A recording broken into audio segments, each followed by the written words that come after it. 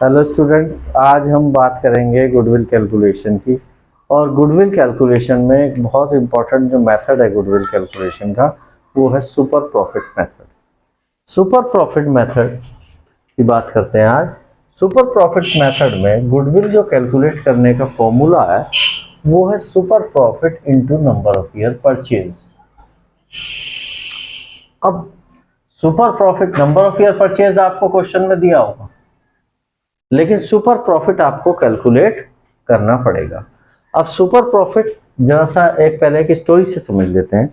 Suppose कीजिए market में बहुत सारे लोग हैं जो सब फर्नीचर बना रहे हैं, और जो इंडस्ट्री में नॉर्मल रेट ऑफ रिटर्न है फर्नीचर इंडस्ट्री में वो 10% है। 10% मीन्स अगर कोई 5 लाख रुपए लगाता है तो एनुअल प्रॉफिट जो उसे है वो 50,000 होता है। कोई 1 लाख रुपए लगाता है तो उसे 10,000 रुपये होता है।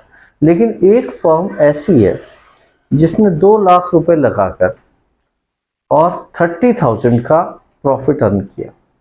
अब नॉर्मल प्रॉफिट तो उसका होना चाहिए था 10% की रेट से, जैसे बाकी फर्म्स अर्न कर रही हैं, तो 20,000, 2 लाख का 10%, लेकिन वो कर रहे हैं 30,000। तो ये जो 10,000 का ज्यादा प्रॉफिट उन्होंने अर्न किया है, यही सुपर प्रॉफिट है। So what is the meaning of super profit? It is excess of actual profit over normal profit. जो नॉर्मल रेट ऑफ रिटर्न से बाकी फर्म अर्न कर रही हैं, अगर कोई फर्म उससे ज्यादा एक्चुअल प्रॉफिट अर्न करती है तो वो जो डिफरेंस है नॉर्मल प्रॉफिट और एक्चुअल प्रॉफिट का, वो सुपर प्रॉफिट है। जब इसकी बात करते हैं तो सुपर प्रॉफिट क्या हो गया? Actual average profit minus normal profit. अब ये नॉर्मल प्रॉफिट कैसे निकलेगा? एक्चुअल एवरेज प्रॉफिट तो जो एक्चुअल है। अब नॉर्मल प्रॉफिट निकलेगा कि फर्म ने कितनी कैपिटल एम्प्लॉयड की है into normal rate of return. NRR means normal rate of return, जो परसेंटेज आपको क्वेश्चन में दी होगी नॉर्मल रेट से जो बाकी फर्म अर्न कर रही हैं अपॉन 100, 10% जैसे इस एग्जांपल में मैंने लिया था। अब ये कैपिटल एम्प्लॉयड जनरली तो क्वेश्चन में सिंपल सी जो पार्टनर्स हैं उनकी कैपिटल ऐड कर लेते हैं आप, पर कहीं कहीं ये कैपिटल एम्प्लॉयड आपको कैलकुलेट करना पड़ता है, और ये आपको थर्ड बुक में फाइनेंशियल स्टेटमेंट में भी हेल्प करेगा।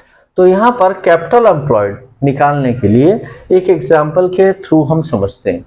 सपोज कीजिए एक फर्म है और उसकी ये बैलेंस शीट है, ये लायबिलिटी साइड है, ये एसेट साइड है। पार्टनर है XYZ, उनकी कैपिटल है 1 लाख, 2 लाख, 3 लाख, टोटल 6 लाख। क्रेडिटर्स है 2 लाख और 20,000 के, और जनरल रिजर्व है 50,000। 6,70,000 टोटल लाइबिलिटीज हैं। एसेट्स में अदर एसेट्स हैं 320, उसमें सभी आ जाएगी, कैश, बैंक, डेटर्स एटसेट्रा सभी। जो चीज हम समझना चाहते हैं उसके लिए मैंने उसी के अकॉर्डिंग बैलेंस शीट बनाई है। Advertisement suspense account 2 lakh. Advertisement suspense account दिखाते तो एसेट साइड है, पर एक्चुअली ये एसेट्स नहीं होती, ये फिक्टिशियस एसेट्स होती है।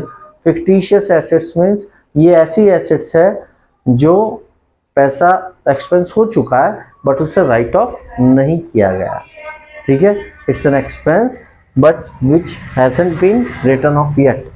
तो एडवर्टीजमेंट सस्पेंस अकाउंट हो गया 2 लाख रुपीज का।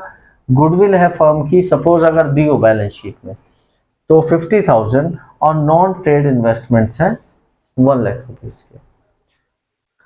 कैपिटल एम्प्लॉयड निकालने के लिए 2 approaches are there, asset side approach and liability side approach, और दोनों से सेम आंसर आएगा। आप क्रॉस चेक भी कर सकते हैं दोनों से निकालकर। जैसे मैंने लायबिलिटी साइड अप्रोच ली, तो लायबिलिटी साइड अप्रोच में क्या करेंगे? कैपिटल प्लस रिजर्व्स और माइनस फिक्टिशियस एसेट्स, जैसे इसमें एडवर्टीजमेंट सस्पेंस अकाउंट है, माइनस गुडविल अगर दी हो, और minus non trade investments. Trade investments and non trade investment दो तरह के इन्वेस्टमेंट्स होते हैं। ट्रेड इन्वेस्टमेंट्स होते हैं जो फर्दर एक्सपेंशन के लिए इन्वेस्टमेंट करती है कंपनी किसी और फॉर्म में, वो ट्रेड इन्वेस्टमेंट्स होते हैं एक्सपेंशन के लिए। और जो नॉन ट्रेड इन्वेस्टमेंट्स हैं वो सिर्फ अर्निंग के पर्पज से जो किए जाते हैं, वो नॉन ट्रेड इन्वेस्टमेंट्स होते हैं। तो ये नॉन ट्रेड इन्वेस्टमेंट्स हैं। जब तक क्वेश्चन में कहा ना जाए तो इन्वेस्टमेंट्स नॉन ट्रेड इन्वेस्टमेंट्स ही लिए जाते हैं। यहाँ पर हमने लिया कैपिटल है 6 लाख और इसमें 50,000 रिजर्व जोड़ दिया तो 6,50,000 हो गया। 2 लाख रुपीस का आपका एडवर्टीजमेंट सस्पेंस लेस कर दिया, 50,000 रुपीस की गुडविल लेस कर दी और 1 लाख के नॉन ट्रेड लेस कर दिए। तो ये आ गया हमारा 3 लाख रुपीस। ये लायबिलिटी साइड अप्रोच है, कैपिटल प्लस रिजर्व्स, ठीक है, और ये माइनस करके 3 lakh. Asset side approach, asset side approach में फॉर्मूला क्या चलेगा, all assets except fictitious assets, goodwill and non trade investment, इनके अलावा जो सारी एसेट्स हैं माइनस आउटसाइड लायबिलिटीज।